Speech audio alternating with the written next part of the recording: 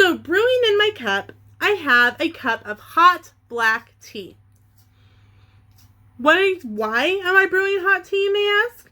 Well, I could be going to drink it. Or I could be using it for a craft project. How do I use tea for a craft project, you may be asking? Well, let me show you.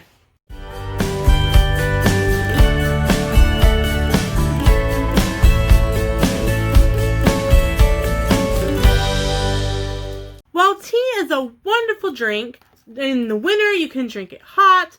There's so many different flavors, like this one is Twinnings of London Christmas tea.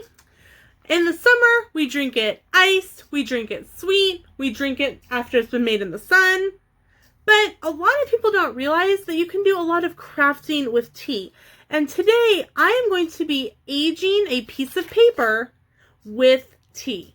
So, the ingredients or supplies you will need are sheet paper.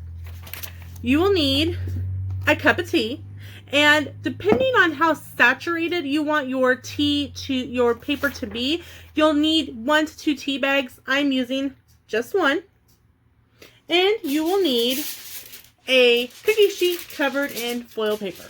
So let's get started aging some paper. First thing you're going to want to do is you're going to want to make your tea.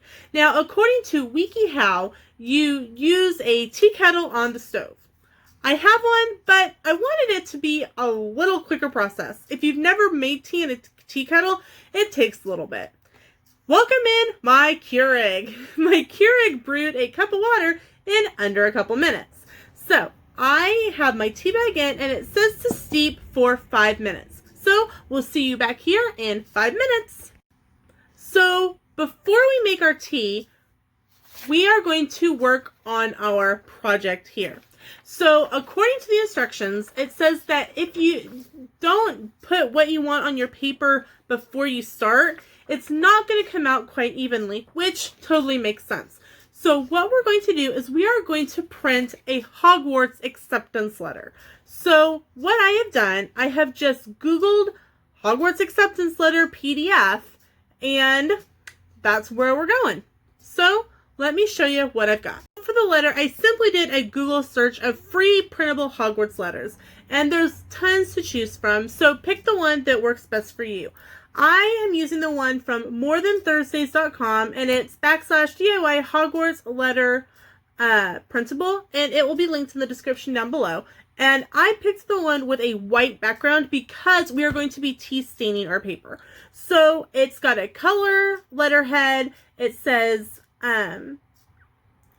nothing in it because okay, so what I did is I simply went to Google and I typed in free printable Hogwarts acceptance letters, and I am using the one from morethan-thursdays.com, and I will link it down in the description below.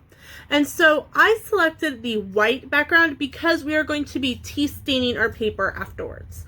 So it goes into a Google Drive PDF. It just opens in a new tab, and we're ready to go. So I'm simply going to print this off onto my white piece of paper, and we will commence with our tea staining.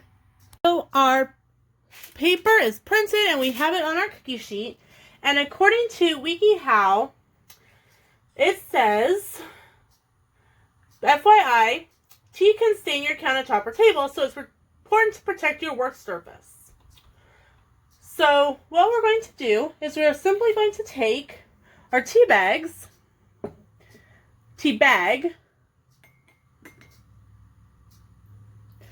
and dab it on the paper. All right, so let's get dabbing.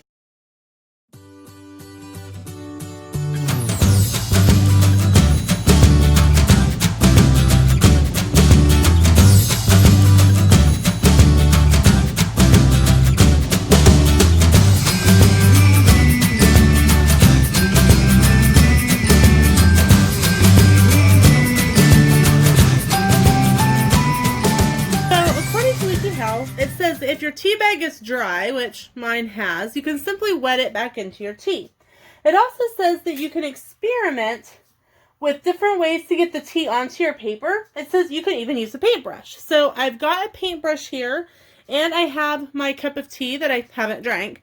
So I'm going to simply kind of splatter the tea onto the paper. I'm trying to decide if it actually has any color to it or not. I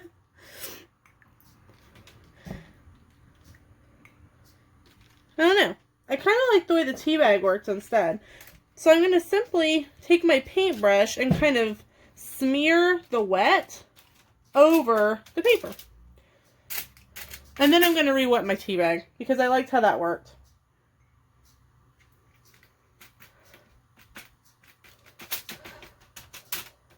Okay. Ta-da! According to the WikiHow article, it says that you can mix coffee grounds to the wet paper to make it more brown. So what I have here is I have a used Keurig pod that I simply took out of my Keurig before I made my tea. And I'm just kind of opening it. Be very careful because, you know, it's going to be full. And I'm going to simply sprinkle the coffee grounds over the wet paper. I'm going to use the end of my paintbrush here to kind of break it up a little bit more so that it will kind of, since it was wet, you know how that was going to go.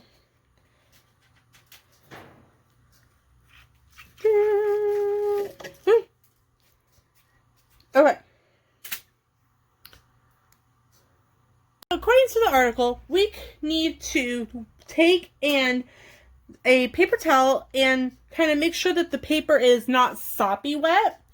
And then we have two options. We can either let it air dry for 24 hours or we can bake it in the oven at 200 degrees for 5 minutes. I'm going to go with baking this for 5 minutes, which I find is really funny, that we're going to bake it. So let's preheat our oven. We're going to bake our paper and we will be back.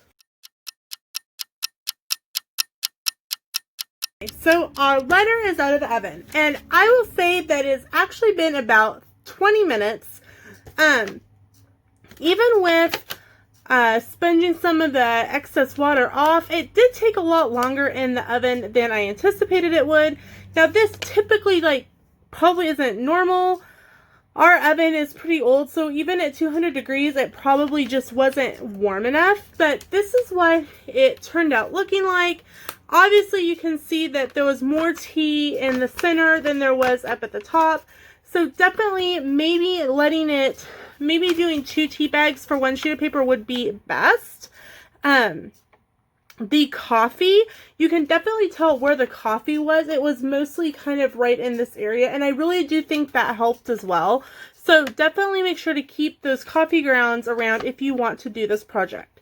So I have a wizarding letter, I've got some tea stained paper, I've got an acceptance.